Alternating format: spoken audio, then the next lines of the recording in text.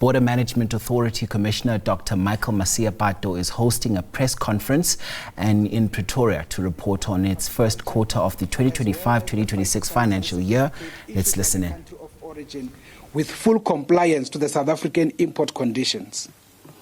Similarly, as for animal as well as their products, importers are expected to present an import permit as issued by the Department of Agriculture, as well as the veterinary health certificate issued by the country of origin, and once again with full compliance to the South African import conditions. In fact, both importers as well as exporters should prepare all required documents well in advance of the consignment arrival at the port of entry in order to prevent unnecessary delays. It should be noted that where a consignment is found to be non-compliant to import conditions, it will either be treated, destroyed, or it will be sent back to the country of origin. Colleagues, if we can then move to reflect on the work we do in as far as port environmental specialized function is concerned.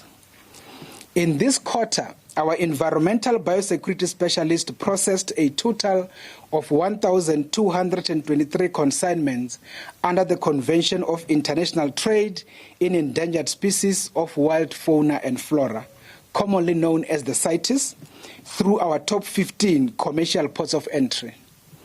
Although South Africa is renowned for its exceptional biodiversity and is ranked high amongst the world's most biologically diverse countries, we have an obligation to closely manage the international trade in endangered species. Similarly, we also have an obligation to protect South Africa's ecosystem from invasive as well as alien species. Therefore, the BMA environmental biosecurity specialists have the responsibility to inspect and to monitor the movement of consignments carrying listed endangered species or specimens at the port of entry. To ensure compliance, importers and exporters are advised with regards to importing, re-exporting, and importing of endangered animals and or plants that they are required to apply for the relevant permits from the Department of Forestry, Fisheries and the Environment. In this case, to book for an inspection, they should contact the BMA via email cites@bma.gov.za or even by telephone 012-065-1167 or 071609-0747 within the minimum of 48 working hours prior to import, export or re-export in line with the permit conditions. Similarly, when importing alien invasive species into South Africa, the importers are advised to apply and obtain a relevant import permit from the Department of Forestry, Fisheries and the Environment. In this case, when booking for inspection, an email can be sent to temba.mguni@bma.gov.za or at karabo.wanjau@bma.gov.za within the minimum of 48 hours prior to the inspection as per the issued permit conditions. At the inspection, the importer is expected to present the original import permit, the packing list, the customs declaration form, commonly known as the SD 500, together with phytosanitary certificate for plants or veterinary health certificate for animals as issued by the country of origin. During these processes, should non-compliance be identified, the matter should be handed over to once we identify non-compliance, the matter is therefore handed over to the enforcement team of the Department of Forestry, Fisheries and the Environment for further investigation.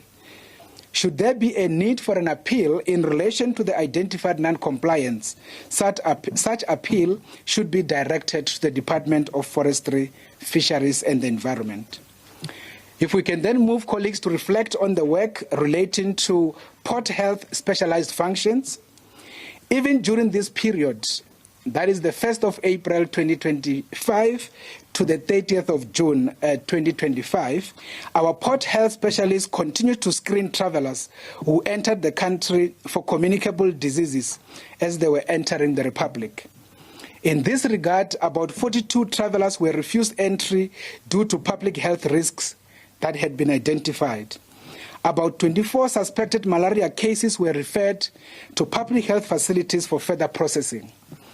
Additional to the screening of travelers, our port health team do monitor the importation of health-related products such as foodstuffs, cosmetics, disinfectants, hazardous substances, human remains, biological products, including tobacco, for compliance to various pieces of legislation under the National Department of Health.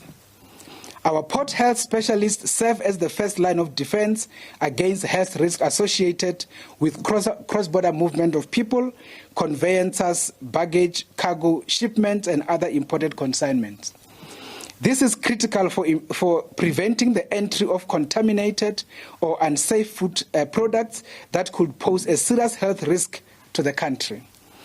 At the port of entry, our port health specialists verify a variety of public health documents to confirm their validity.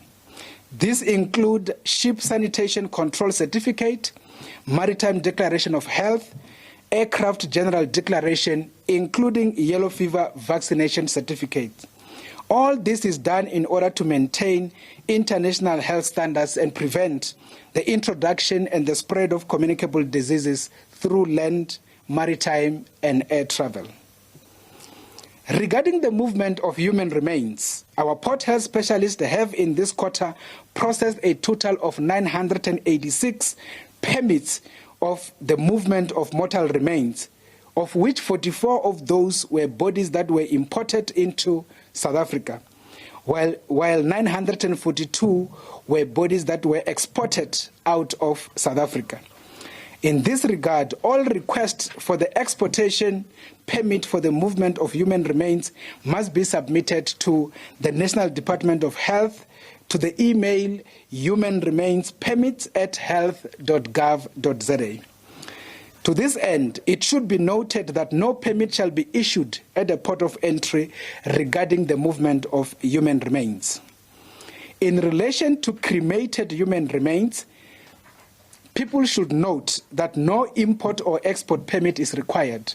However, the death certificate, the cremation certificate, and the copy of the deceased identification must accompany the ashes at all times during the transportation and should be presented at the port or to the port health specialist at our port of entry on request.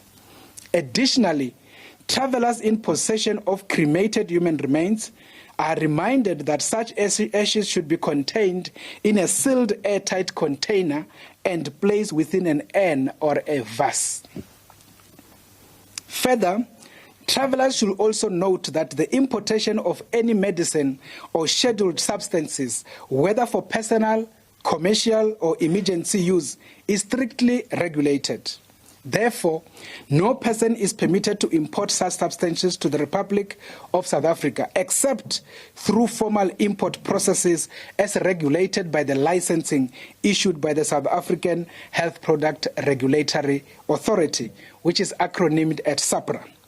Furthermore, such formal imports can only be processed at Cape Town International Airport, at Cape Town Harbour, at Cape Town International Airport, Port Elizabeth International Airport, as well as at Port Elizabeth Harbour, Kinshasa International Airport, Durban Harbour, as well as OR Tambo International Airport.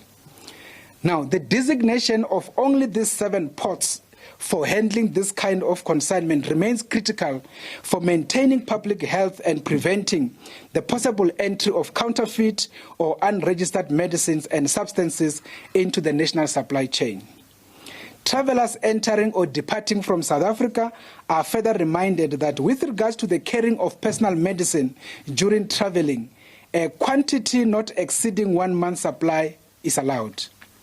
Additionally, where the traveler is traveling with Schedule 3, 4, 5, and 6 medicines, the traveler should have a valid prescription from a reputable medical practitioner. Regarding the cross-border transportation of sick passengers into South Africa for medical attention, either by commercial flight chartered flight, or road ambulance, the conveyancer must notify the BMA Port Health team prior to traveling using the AC1 and AC2 forms.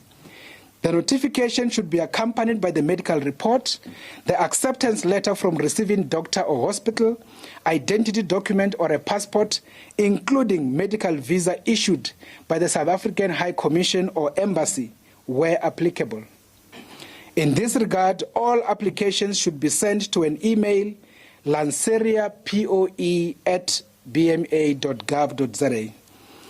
In terms of yellow fever requirements, vaccination is mandatory for travelers over the age of 1 year, for those coming from yellow fever endemic countries, and this includes travelers who were in transit for more than 12 hours through an endemic country.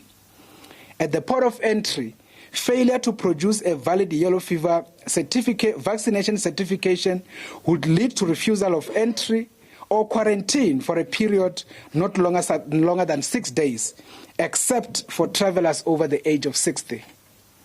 The refusal of entry would not apply to South Africans returning home. However, travelers with valid exemption certificate for medical reasons will be allowed entry but placed under surveillance and required to report any fever or other symptoms to the port health specialists. Colleagues, if we can then move to the work we do in terms of port immigration specialized function. In this quarter under review, our port immigration specialists processed a total of 8,582,250 passengers who were either entering or leaving South Africa. All travelers entering or departing South Africa effectively are required to possess a valid machine-readable passport. A valid passport must contain at least 2 completely unused pages, excluding the last page, which must always remain blank.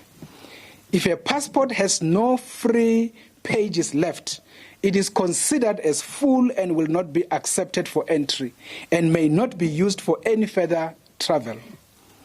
It has been noted that many travelers arrive at the ports with only 1 available page remaining, often mistakenly offering the last page for stamping. Such travelers should note that immigration officers are not permitted to stamp the last page of the passport, as is the case in all other jurisdictions across the various parts of the world. However, for a South African citizen returning home with no free page, entry will be allowed, but such traveler will be advised to renew their passport. As for the torn or damaged passports, their validity will be tested through the scanner machine, and should it be unreadable or fail verification, the traveler will be declared undesirable and therefore denied entry. In terms of visa as well as permits, travelers from outside or from other countries who are not exempted for visa requirement must also hold a valid visa appropriate to the nature of their visit. Otherwise, they will be just a touch after 11 a.m. and that is the Border Management Authority Commissioner Dr. Michael Masiapato on the new security measures to be implemented across the ports of entry in the country. We park it here for now.